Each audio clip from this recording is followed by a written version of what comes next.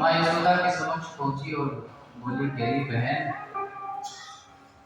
तूने हमें कोई हाल खबर, कोई खबर नहीं दी, कोई पत्र नहीं भिजवाया कि तुम्हारे घर लाला हुआ है। माँ यशोदा को बड़ा आश्चर्य हुआ कि इस देवी को तो हमने पहले कभी ब्रज में देखा नहीं। लेकिन यशोदा संतगण माँ के स्वभाव की व्याख्या ही यही करते हैं कि जो सबको यश देने वाली। अब मन में सोच रही कि जरा प्रश्न कर दूंगी, कह रही बहन मैं तो तुमको जानती नहीं, कहाँ से आई हो, तुम्हारा कौन सा गांव है, तुम्हारा कौन सा नाम है, तुम्हारा क्या नाम है, कौन सा गांव है, कहाँ से आई हो, तुम्हारा परिचय क्या है, तो कहीं बुरा ना लग जाए। तो संकोच करके माता ने कुछ पूछा नहीं इस उत्सव की घड़ी में, और उसका भी स्वागत किया। मैया तो इधर उधर कार्यों में व्यस्त हो गई, और जैसे ही अवसर देखा उतना भगवान के पास पहुंच गई जहां भगवान पालने में दौड़े हुए। लेकिन जैसे ही भगवान के समक्ष उतना पहुंचती है तो भगवान पूतना को देखते ही अपने नेत्र बंद कर लेते हैं। नेत्र इसलिए बंद कर लेते हैं क्योंकि पूतना है राक्षसी। वास्तविक जो इसका वेश है वो तो राक्षसी का वेश है, और माया से इसने सुंदर स्त्री का वेश बना लिया, और भगवान के सामने दंभ, पाखंड, छिपाओ, दुराओ ये सब चलता नहीं, वास्तविकता प्रकट हो जाती। भगवान यदि देखेंगे तो इसकी माया, जो माया है, इसकी माया कहीं नष्ट ना हो जाए और राक्षसी वेश प्रकट ना हो जाए, और नंद भवन में भी राक्षसी वेश इसका प्रकट हो गया तो मैया देख करके तो परेशान हो जाएगी। जो उत्सव चल रहा है वो उत्सव भगदड़ में परिवर्तित हो जाएगा, विभत्स दृश्य हो जाएगा। जहां भी रस बरस रहा है वहां रंग में भंग हो जाएगा। बहुत सारे ऐसे हैं कि पूतना अविद्या का रूप है, बहुत सारे भाव हैं। क्योंकि पूतना, एक बात और है कि पूतना अपने स्तनों में काल विष लगा करके आई है कि भगवान को विष पिला करके मैं मार दूंगा। तो भगवान संतगण कहते हैं कि मैंने सोचा था कि जाऊंगा तो यादवों के यहाँ जन्म ले रहा हूँ, वहाँ माखन मिश्री खाने को मिले, क्योंकि ये तो गौचारण करते हैं, इनके पास खूब गाय होती, खूब दूध, दही, छाछ, माखन मिश्री खाऊंगा, और ये हमारी मौसी जी हमें पहले ही जहर पिलाने आ गई। तो विष पीना तो हमारा काम नहीं है, ये तो हमारे आराध्य भगवान शिव का कार्य है। तुम्हारा नेत्र बंद करके प्रभु भगवान शिव का ध्यान करना। इस प्रकार से बहुत सारे भाव हैं, और जैसे प्रभु ने नेत्र बंद किए, पूतना सबके आंखों से बचती हुई प्रभु को अपने गोद में उठा लेती है, और वो विष युक्त जो स्तन होते हैं वो प्रभु के मुख में दे देती है। और जैसे ही प्रभु के मुख में देती है तो गाढ़ं कराभ्यां भगवान प्रपीड्यत प्राणैः समं लोससंवितो पिबन्। गाढ़ं कराभ्यां भगवान प्रपीड्यत। पहले तो भगवान विष का पान करते हैं, फिर दुग्ध का पान करते हैं, प्राणी समम रोष समन्वितो पिबत, फिर रोष अर्थात क्रोध में आकर के उसके प्राणों का पान करना प्रारंभ कर देते हैं।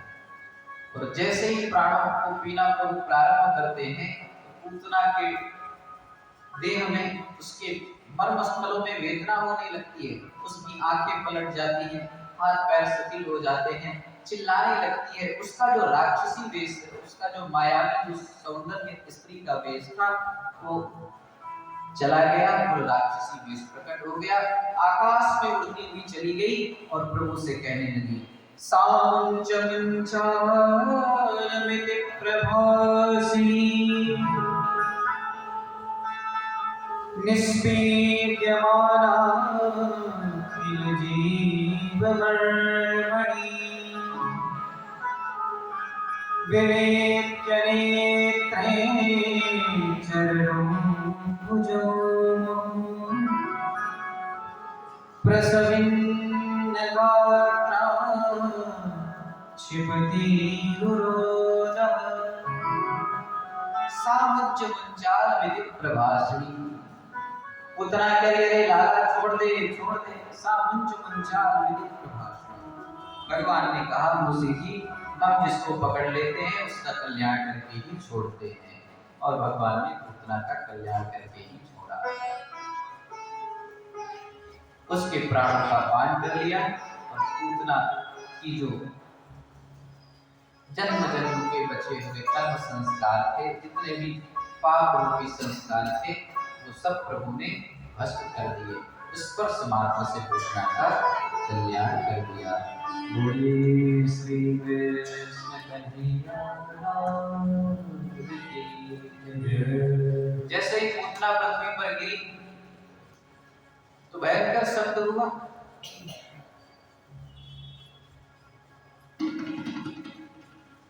और जब भयंकर शब्द हुआ तो सारे ब्रजवासी मैया यशोदा घबरा करके बाहर अपने अपने घरों से बाहर निकल आई और देखा तो एक बहुत विशाल राक्षसी मृत पड़ी है और भगवान उसके वक्षस्थल पर खेल रहे हैं, हंस रहे हैं, डोल रहे हैं।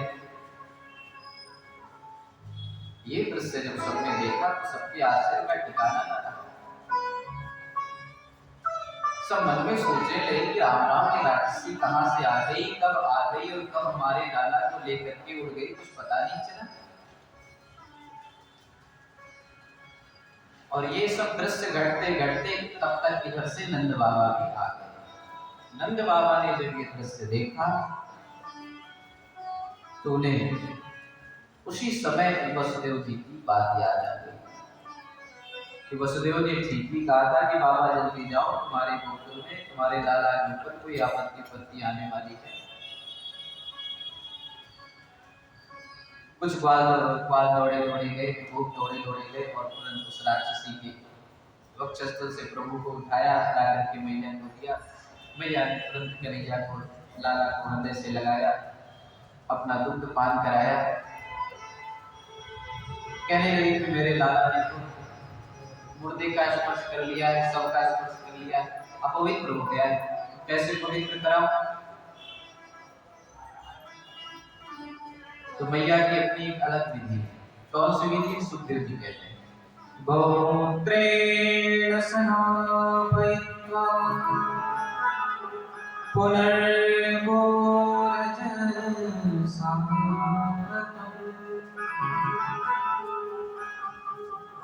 मैया कन्हैया को घर में ले आई। पहले तो गौमूत्र से स्नान करवाया, फिर जो गौशाला की रज है उसको अंग प्रत्यंग में लगाया, और फिर गाय के पूंछ से झाड़ा लगाया। और झाड़ा कैसे लगा रही हैं? इंद्रियाणि वशीकृता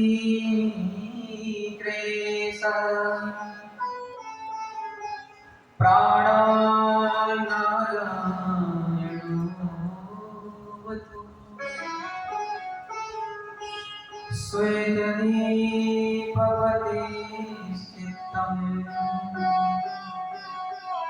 मनो योगेश्वरोऽवतु इंद्रियाणि वशीकृता। मैया कह रही, हे ऋषिकेश भगवान, हमारे लाला की इंद्रियों की रक्षा करना। प्राणानारायणोऽवतु, हे नारायण हमारे लाला के प्राणों की रक्षा करना। श्वेतदीपपते चित्तम, हे श्वेतदीप के पति भगवान हमारे लाला के चित्त की अर्थात मन की, बुद्धि की रक्षा करना। श्वेतदीपपते चित्तम मनोयोगेश्वरो भवतु। हे योगेश्वर भगवान, हमारे लाला के मन की रक्षा करना। भगवान को मुस्कुराए, बलदाव भैया की तरफ इशारा किए, भैया देखो, भैया हमारे ही नाम से हमारी चिकित्सा कर देंगे। कितने आश्चर्य की बात, प्रभु के नाम से प्रभु की चिकित्सा हो रही है। सारे बातों ने कहा कि बाबा, इस राक्षसी का क्या किया जाए, इसका जो इतना विशाल शरीर है। नंद बाबा ने कहा कि जितने जो वृक्ष टूट गए हैं इसके गिरने से, उन सबको काट करके इसके ऊपर डाल दो और आग लगा दो। तो जैसे ही वो बड़ों ने पूतना के देह में अग्नि लगाई, सुखदेव जी कहते हैं राजन, एक आश्चर्य दृश्य घटा। कौन सी घटना घटी? दह्यमानस्य देहस्य धूमश्च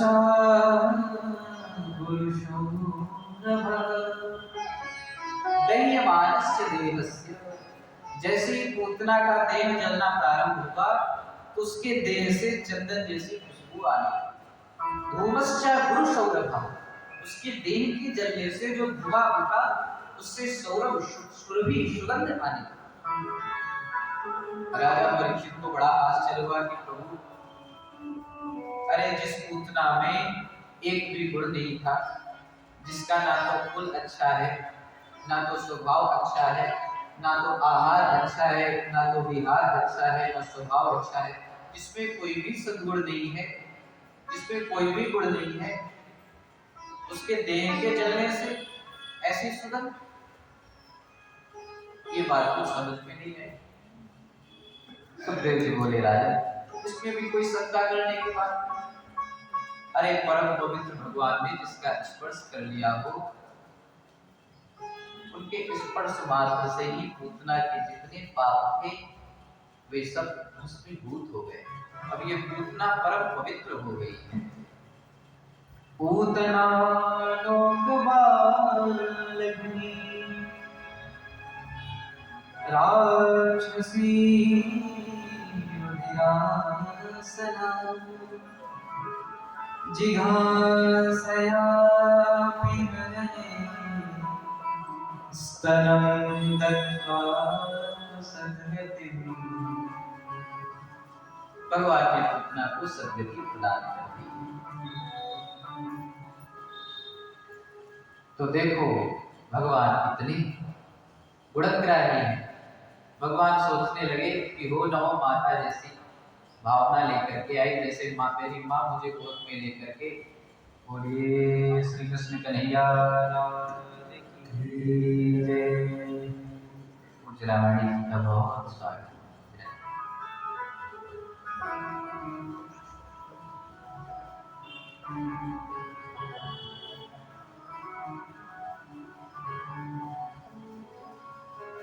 तो ऐसे करुणा निधान भगवान जो पूतना के भी दुर्गुणों पर दृष्टि नहीं डालते और उसे भी स्तनम दत्त्वा सद्गति, उसे भी सद्गति प्रदान कर देते हैं। भगवान की करुणा बड़ी विलक्षण है, अव्याख्य है। इसकी कोई परिभाषा नहीं की जा सकती कि हम ऐसे बन जाएं तो भगवान हमें करुणा, हमारे ऊपर उनकी करुणा हो जाए। सुखदेव जी कहते हैं, इस कथा को जो सुनते हैं, गोविंदे लभते रतिम, जो इस कथा को सुनते हैं वो भगवान के चरणों में प्रीति को प्राप्त करते हैं। जो इस पूतना मोक्ष की कथा को सुन करते हैं, उनके मन में भगवान के प्रति प्रीति प्रगाढ़ हो जाती है, प्रीति का प्राकट्य हो जाता है। इस प्रकार से भगवान ने पूतना का उद्धार किया। एक दिन भगवान पालने में पड़े हुए थे और अचानक भगवान ने करवट बदल दी।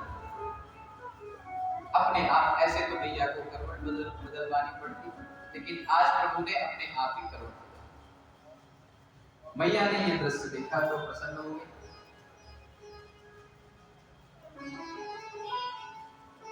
और मैया को तो कोई बहाना चाहिए उत्सव मनाने का। नाई को बुलाया और कहा जाओ सारे ब्रजमंडल में कह दो कि आज हमारे लाला का करवट बदलने का बुलावा है। सारी गोपियों से गोपालों से कह दो जा करके। सारे ब्रज में खबर फैल गई, सब गोप गोपियां सब ब्रज करके आ गई। मैया ने कन्हैया का सुंदर श्रृंगार किया और पालने में ओढ़ा दिया। लेकिन मैया ने भगवान को देखा कि प्रभु के नेत्रों में कुछ निद्रा सी आ रही है। तो मैया ने सोचा कि ये गोपियां हैं, ये सब गीत गाएंगी और हमारे लाला सहन नहीं कर पाएंगे। तो मैया ने क्या किया कि भगवान का पालना उठा करके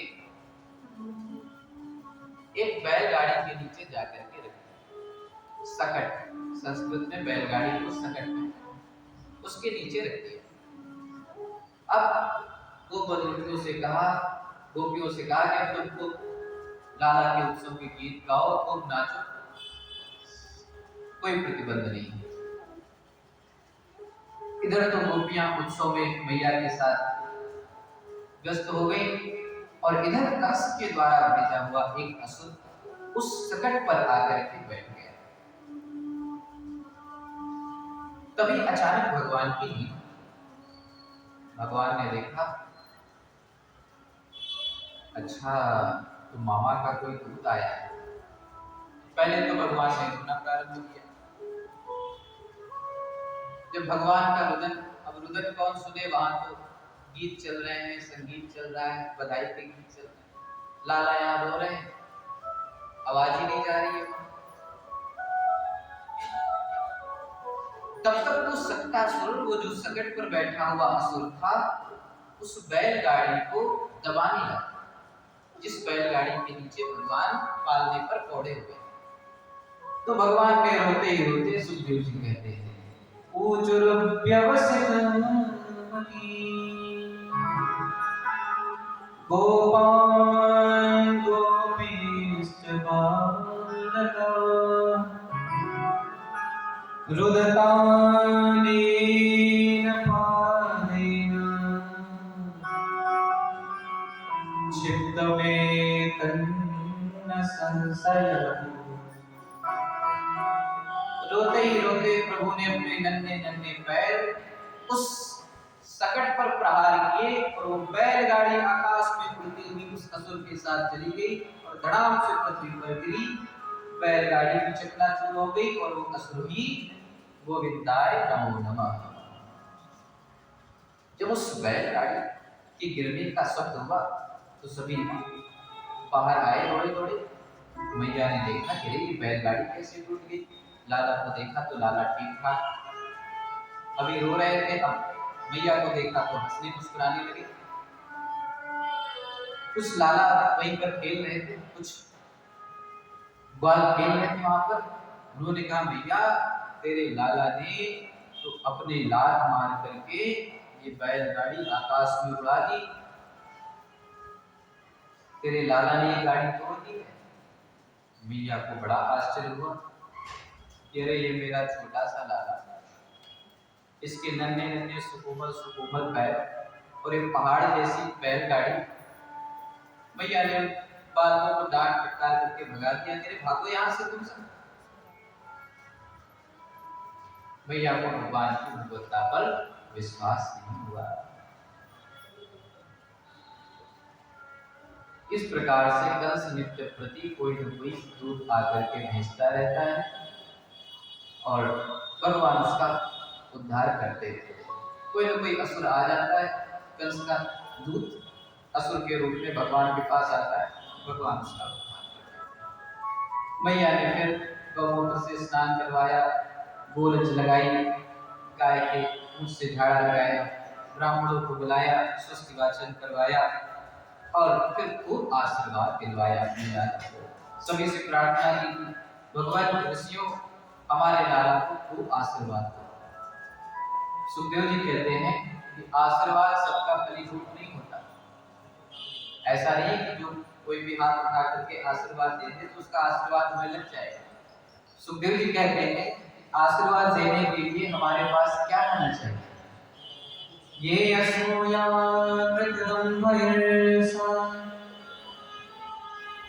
हिंसा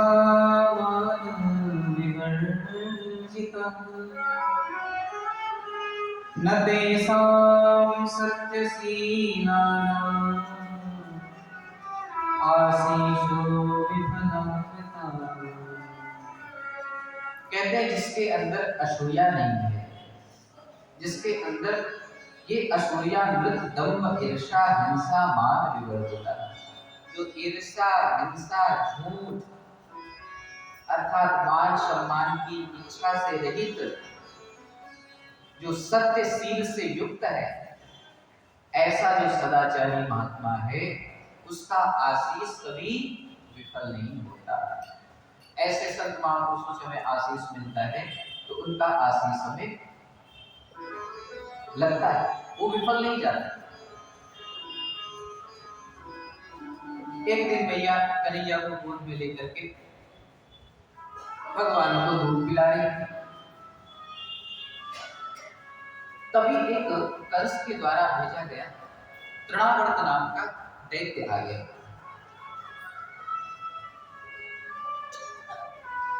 तूफान का रूप बना करके, आंधी का रूप बना करके, आकाश में चक्रवात का रूप बना करके भगवान मैया का दूध पीते जा रहे हैं और मन ही मन सोचते जा रहे हैं कि कैसे मैया घर के अंदर प्रवेश करें। तो हम मामा जी ने जो हमारे लिए पुष्पक विमान जी जो उड़न खटोला भेजा है, इसमें बैठ करके जरा हम आकाश की यात्रा कर लें। तो भगवान ने क्या किया? सुखदेव जी कहते हैं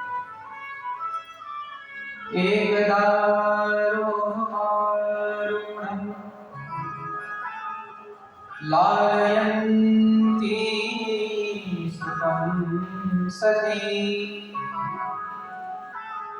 गरिमां शिशोर्वोः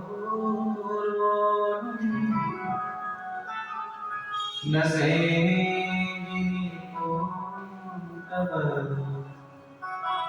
प्रेम से मैया लाला को दूध पिला रही है और भगवान गरिमाणम शिशोर गोरु, पहाड़ की भांति भगवान वजनदार हो गए, अपना वजन बढ़ाने लगे। मैया को अचानक बड़ा आश्चर्य होने लगा कि अभी हमारा हल्का फुल्का सा लाला अभी मैं उछाल उछाल करके तो खिला रही थी, दूध पिला रही थी, और अभी एक अचानक हमारे लाल गोपाल कैसे इतने वजनदार हो गए। भैया को बड़ा आश्चर्य, बार बार सामने बिठा करके ध्यान से देखती है क्या बात हो गई, फिर गोद में लेती है, फिर उठा करके देखती है, अरे ये तो बड़ा वजनदार हो गया हमारा लाला। भैया को कुछ समझ में नहीं आ रहा। तब तक भगवान मुस्कुरा करके मैया को मोहित कर देते हैं। मैया को तब ध्यान आता है कि लगता है हमारा दूध ज्यादा पी गया है, इसलिए पेट भारी हो गया। ठीक है लाला, कुछ देर आंगन में खेल लो, उसके बाद फिर तुम्हें जब दूध बचा लोगे तब तुम्हें गोद में होगी। मैया तो इधर से कार्यों में व्यस्त हो गई, इधर तृणावर्त आया और भगवान को उड़ा करके ले गया। भगवान आकाश मार्ग में, आकाश मार्ग से सारे ब्रह्मंडल का दर्शन करने लगे। संतगण भाव देते हैं कि भगवान सोच रहे हैं कि आगे चल करके पूरे ब्रह्मंडल में भ्रमण करना है, तो एक एक गली देख रहे हैं कि ललिता का घर है, ये विशाखा का घर है, ये कुंज गली है, ये भांडीर वन है, ये निधि वन है, ये ताड़ वन है, ये बेल वन है। इस प्रकार से सारे ब्रज का भगवान निरीक्षण परीक्षण कर रहे हैं।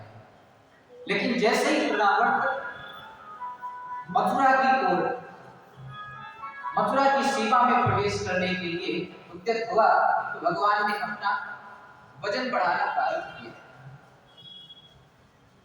तो तृणावर्त को भ्रम हो गया कि अरे ये छोटा सा बालक और इतना वजनदार, कहीं मैं जल्दी जल्दी से नंद के भवन का काला कोई पत्थर तो नहीं उठा लाया। तृणावर्त जब ऐसा सोच रहा था तो भगवान को बड़ा आश्चर्य हुआ कि देखो मेरे भक्त पत्थर में भी मुझे देखते हैं और ये धूर्त ये दुष्ट पत्थर में भी मुझ में भी पत्थर देख रहा है। चलो इसकी खोपड़ी पत्थर से ही पटकता हूँ। भगवान ने क्या किया?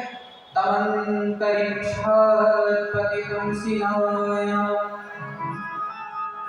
विशीर्ण सर्वामयमंकरा।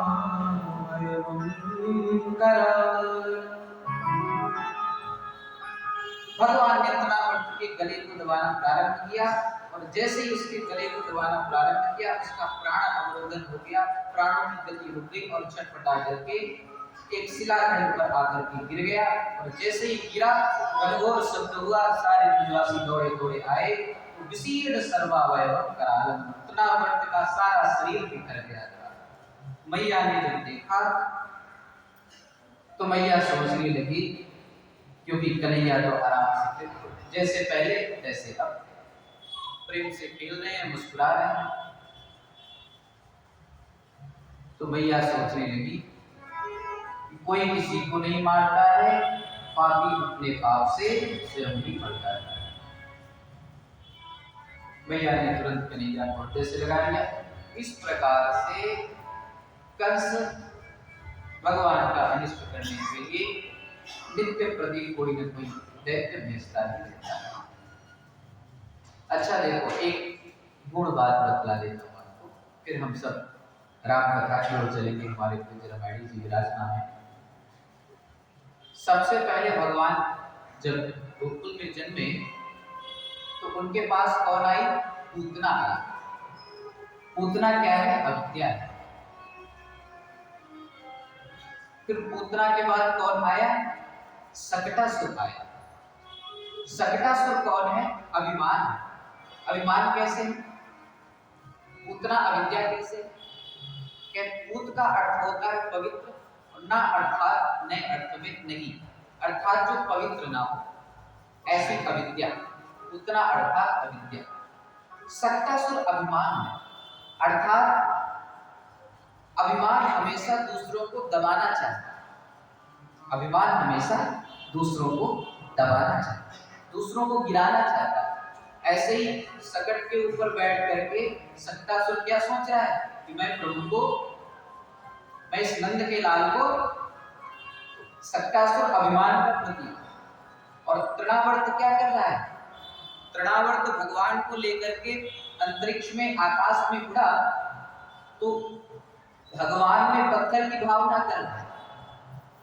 भगवान में उसको भ्रम हो गया कि मैं कहीं कोई पत्थर तो नहीं उठा रहा है। भगवान ने अपना वजन बढ़ाना प्रारंभ किया। तृणावर्त भ्रम कर रहा है कि मैं कहीं नंद के भवन का पत्थर तो नहीं उठा रहा है। तृणावर्त भ्रम और संशय का प्रतीक। तो संत कहते हैं कि जब हमारे हृदय में प्रभु का प्राकट्य हो जाता है तो अविद्या, अभिमान और ये जो भ्रम संशय हमारी बुद्धि में रचे पचे हैं, इन सब का भगवान सर्वप्रथम वध कर देते हैं। तो इतना कहते हुए भगवान के चरणों में हम सभी विश्राम लें, अपनी वाणी को विराम। जय श्री राम। मोरे कान्हा को कोई मत देखो, नजरिया लग जाएगी। मोरे कान्हा को कोई मत देखो, नजरिया लग जाएगी। मोरे कान्हा को कोई मत देखो, नजरिया लग जाएगी।